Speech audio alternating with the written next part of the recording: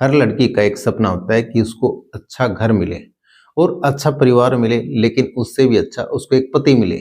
लेकिन उसी वजह से अब हर तरह के व्रत करती हैं और व्रत के अलावा अब वो मन्नतें मांगती रहती हैं इधर से उधर। अब यहाँ पे जो लड़की होती है, जिस तरह से उसने जो मन्नतें मांगी होंगी या फिर जो व्रत किए होंगे, शायद वो उसकी मन्नतें काम नहीं आई या व्रत काम नहीं आए।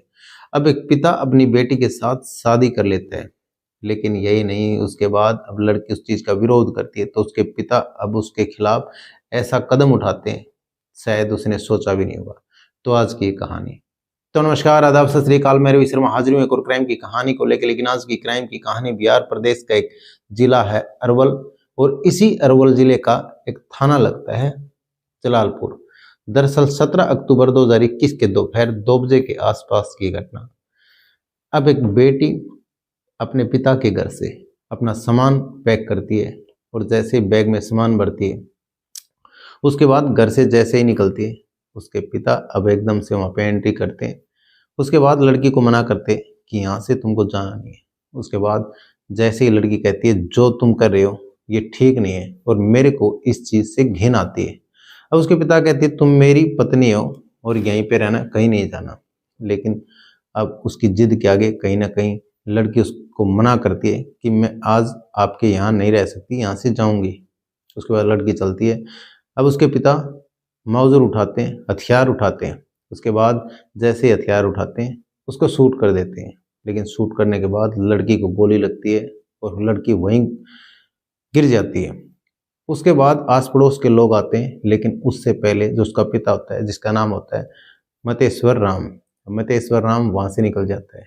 लेकिन अब लड़की सबसे एक ही चीख पुकार कर रही थी कि मुझको बचा लो, मैं जीना चाहती हूँ।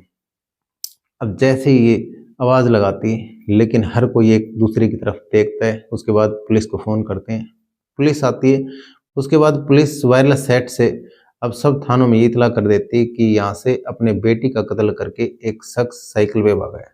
उसके बाद जैसे ये विटी होती है, उसके बाद अब पुलिस उस शख्स को पकड़ लेती है और जो थाना लगता है उसमें बंद कर देती है।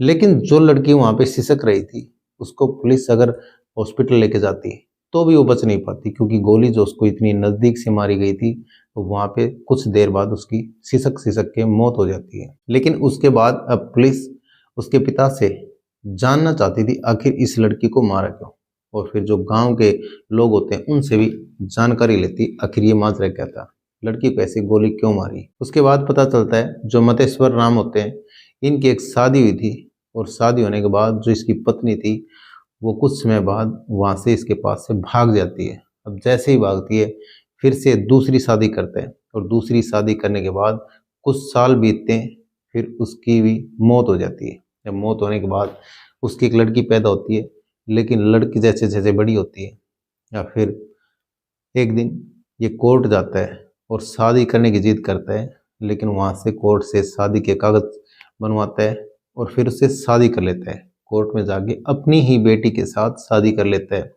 लेकिन जैसे ही कराता है, उसके साथ वो सब सुहागरात मनाता है, अब उसको तैयार करता है।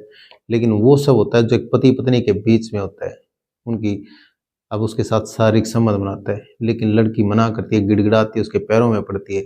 लेकिन वो कहती है मैंने आपको पिता माना है और मैं आपकी बेटी हूँ, ये सब गलत है जो आप कर रहे हो।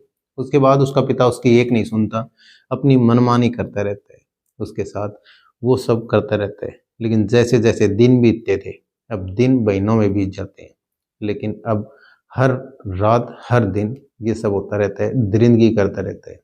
अब बेटी को कहीं ना कहीं ये गवारा नहीं था, ये अच्छा नहीं लगता था कि एक पिता उसके साथ ये सब करे।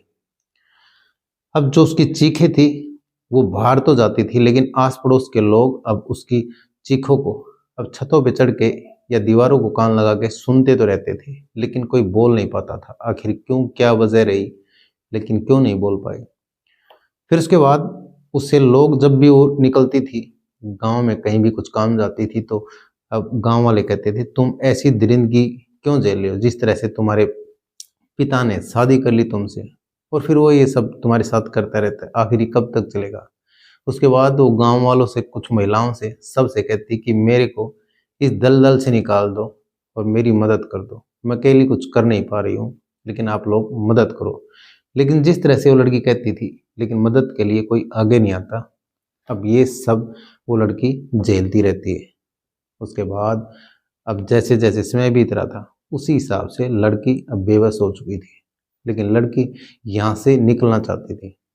फिर एक दिन लड़की फैसला करती है कि यहाँ से मेरे को निकलना है। उसके बाद वो लड़की एक दिन घर से बगैर बताए निकल जाती है। अब शहर चली जाती है और उसके बाद किराए पे एक कमरा लेती है और वहाँ पे रहती है और मेहनत मजदूरी करती है और अपना पेट पालती है।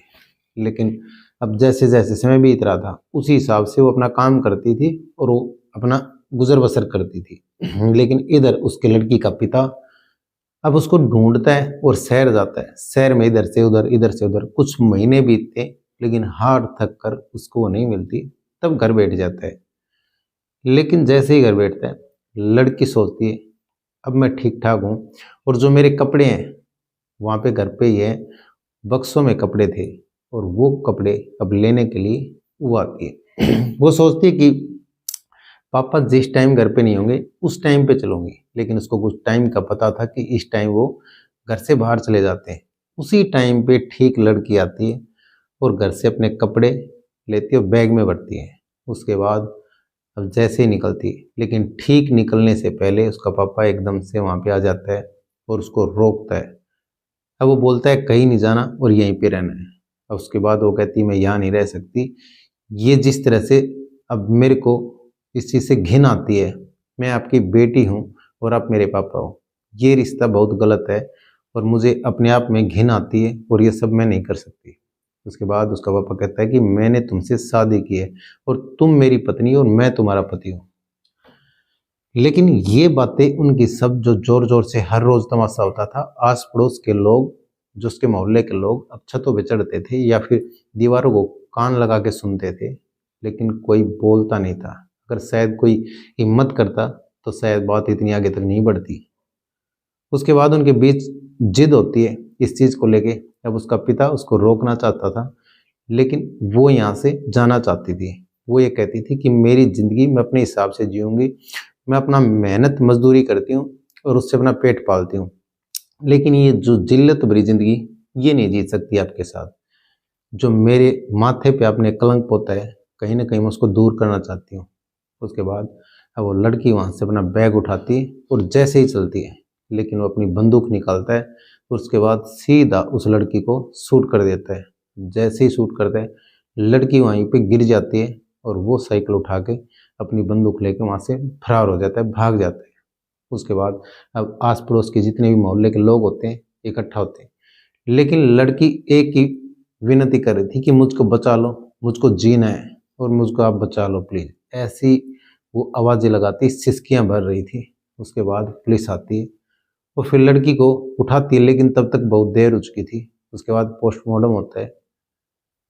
अब जिस तरह से एक ही गांव में अब सब ने जिस तरह से देखा और कोर्ट ने भी आखिर एक बाप बेटी को शायद किस तरह से क्या फैसला सुनाया, शायद समझ नहीं आया कि एक बाप बेटी की शादी और कोर्ट में। खैर जिस तरह से जो भी हुआ, लेकिन उसने अपनी बेटी के साथ ये सब करना नहीं चाहिए था। उसके बाद पुलिस ने भी बताया जो इसकी एक पत्नी भाग गई थी, उसके बाद दूसरी पत्नी उसकी जो ये बच्ची थी, अब उसकी मौत हो जाती है। और जो इसकी बेटी थी, इसके साथ इसकी शुरुआत दिन से ही गलत नजर थी, क्योंकि इसकी ये सौतेली बेटी थी। उसके बाद ये उसके साथ गलत व्यवहार करता था और उसके साथ ये संबंध बनाता रहता था। लेकिन अब जिस तरह से इसने इसके साथ शादी की, इसी वजह से इसने इसको मारा। लेकिन एक पवित्र रिश्ता बाप बेटी का, और उसने एक कलंकित किया, एक पिता ने अपनी बेटी के साथ शादी किया। शायद इतना घिनौना काम कोई भी नहीं कर सकता। शायद आप भी सुनेंगे तो एक सिरन सी पैदा होगी। तो ये कहानी सुनाने का मतलब किसी का दिल दुखाना नहीं, ये किसी की भावनाओं को ठेस पहुंचाना नहीं। ये कहानी सुनाने का मतलब आप सतर्क रहें, सावधान रहें। तो कैसे लगी आज की कहानी कमेंट सेक्शन में जरूर बता दें। वीडियो को लाइक कर दें, चैनल को सब्सक्राइब कर दें, बेल आइकन को प्रेस कर दें ताकि हर वीडियो का नोटिफिकेशन मिलता रहे। जय हिंद, जय भारत।